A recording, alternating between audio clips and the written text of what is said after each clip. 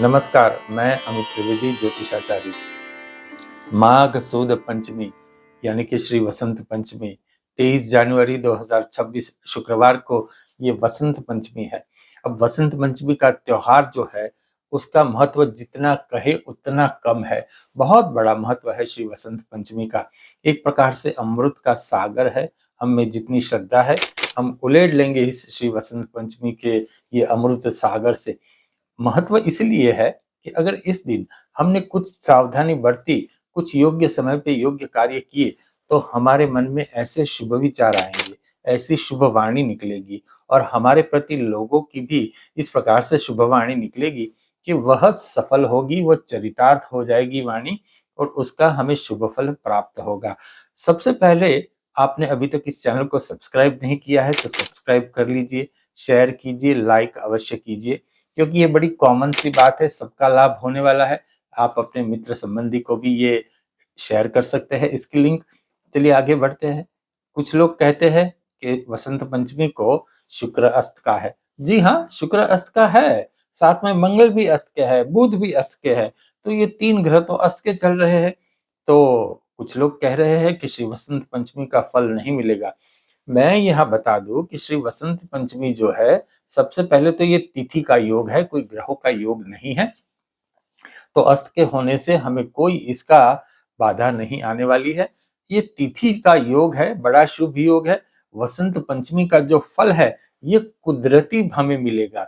वसंत पंचमी को कुदरत 16 श्रृंगार करके बिल्कुल सुंदर हो जाएगी।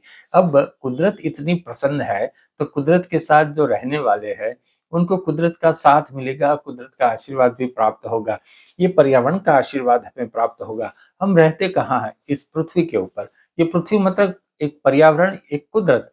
अब कुदरत जब 16 श्रृंगार करके खुशनुमा है, प्रसन्न वदन है और इसी कुदरत के साथ हम रहेंगे, इसी कुदरत की हम सेवा करेंगे और योग्य समय में, योग्य मुहूर्त में, योग्य मंत्रोच्चार से, योग्य पद्धति से हम अगर पूजा करेंगे तो हमें इसका फल अवश्य प्राप्त होगा। ये आप जान लो। हाँ, शुक्र अस्त के है, बुध अस्त के है, मंगल अस्त के है, तो ऐसा हो सकता है कि श्री वसंत पंचमी को चाहे कितना भी शुभ योग है, कितनी भी प्रसन्नता है कुदरत में, लेकिन हम उसका लाभ न उठा सके। क्यों? क्योंकि हम मूड में नहीं होंगे शायद। ऐसी बात हो सकती है।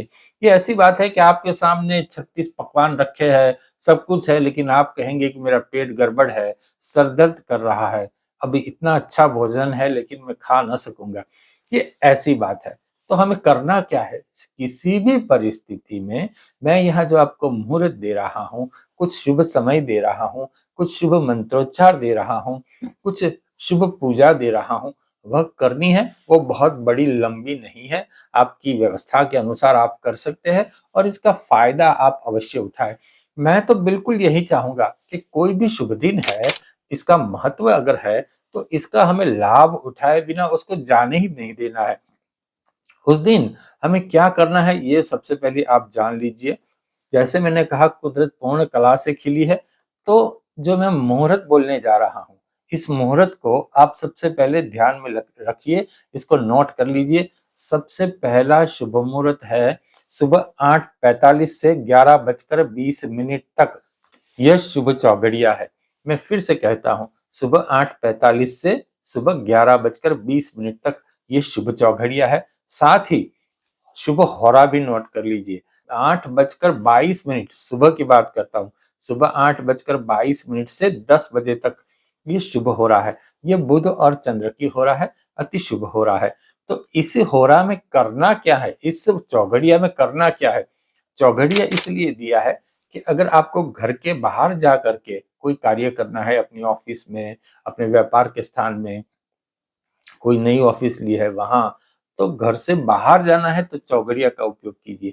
और अगर घर के अंदर बैठ कर के ही आपको पूजा उपासना करनी है तो जो मैंने होरा का समय दिया है उस होरा का आप उपयोग कीजिए। और ये मंत्र आप नोट कर लीजिए, ओम ऐं नमः। इसकी एक माला कीजिए। ये सरस्वती देवी की पूजा उपासना का मंत्र है। सरस्वती देवी इस मंत्र से हमारे ऊपर प्रसन्न होगी और हमारी ऑरा शुभ हो जाएगी, हमारे प्रति लोगों के आशीर्वाद बरसेंगे, न केवल आशीर्वाद बरसेंगे लेकिन उस आशीर्वाद चरितार्थ भी होंगे। खास करके कुदरत के आशीर्वाद हमें प्राप्त होंगे। अब कहा जाता है कि जिसके पक्ष में कुदरत नहीं, इसका कुछ अच्छा नहीं होगा। अब जिसके पक्ष में कुदरत है, उसका भला ही भला होता है। तो कुदरत का आशीर्वाद लेने का यह दिन है, सरस्वती की पूजा का, उपासना का यह दिन है। बात यह है कि सरस्वती और श्री महालक्ष्मी दोनों बहनें हैं। अब जहां सरस्वती जाएगी, वहां लक्ष्मी जी तो आना ही आना है, ये बात आप जान लो। और सरस्वती जब तक टिकेगी तब तक लक्ष्मी जी को टिकना ही टिकना है, ये भी आप समझ लो। अकेली लक्ष्मी जी आएंगी तो आज नहीं तो कल लक्ष्मी जी जाने ही वाली है, क्योंकि लक्ष्मी जी चलित है, वो चर है। लेकिन सरस्वती जब आ गई तो लक्ष्मी जी उनके साथ रहती ही रहती है, ये बात आप ध्यान में रखिए। इसीलिए श्री वसंत पंचमी का महत्व बहुत है। मैंने आपको मंत्र दे दिया। साथ ही अब आपको सरस्वती देवी की पूजा उपासना करनी है। आप सरस्वती देवी को या अपनी इष्ट देवी या कुल देवी को आप सफेद पुष्प अर्पण कर सकते हो। सफेद चावल किसी भी पुरोहित को दान में दे सकते हो। अगर आप विवाहित है तो अपने जीवन साथी को छोटी मोटी गिफ्ट दीजिए, चांदी का कुछ उपहार दीजिए, या फिर सफेद वस्त्र का कोई एप्रल है उनको दीजिए, कोई साड़ी उनको दीजिए, कोई ड्रेस उनको दीजिए। स्त्री भी अपने पति को कोई ना कोई गिफ्ट दे सकती है, ये बात आप ध्यान में रखिए। और साथ ही आप सरस्वती देवी के मंदिर में जाए और वहां आप अगर पूजा उपासना करते हैं तो आपके लिए बहुत अच्छा है। घर में तुलसी का पौधा लगाइए। अब तुलसी का पौधा घर में पहले से है तो मनी प्लांट लगाइए। मनी प्लांट अगर पहले से है तो ऐसा कोई पौधा लगाइए जिसको सफेद पुष्प आते हो। ये पौधा आप जो मैंने समय दिया है उस समय के अंदर आप लगाइए और उसको पूर्व दिशा या उत्तर दिशा में आप इस पौधे को रखिए। आपको बहुत शुभ फल प्राप्त होगा। देखिए, हम रहते हैं इस नेगेटिविटी से भरी हुई दुनिया में। अब कहीं ना कहीं से आप दिन में सोचिए, सुबह से लेके रात तक दिन में 10 नेगेटिव बातें आपको सुनने को या देखने को मिलेगी ही मिलेगी। इस नेगेटिविटी में अगर हमें पॉजिटिविटी चाहिए तो फिर हमें श्री वसंत पंचमी ये जो तिथि है उसका सदुपयोग करना होगा। और जो शुभ समय, शुभ होरा, शुभ मंत्र, शुभ पूजा, उसके अंदर अगर आपने ये सदुपयोग श्री वसंत पंचमी का किया दिन का, तो समझ लीजिए आपके ऊपर कुदरत की कृपा बरसेंगी और आप सफल हो जाएंगे। आपके जीवन में सुख, शांति और आनंद प्राप्त होंगे। अगर आपने अभी तक इस चैनल को सब्सक्राइब नहीं किया है तो सब्सक्राइब कीजिए, शेयर कीजिए और लाइक अवश्य कीजिए। नमस्कार।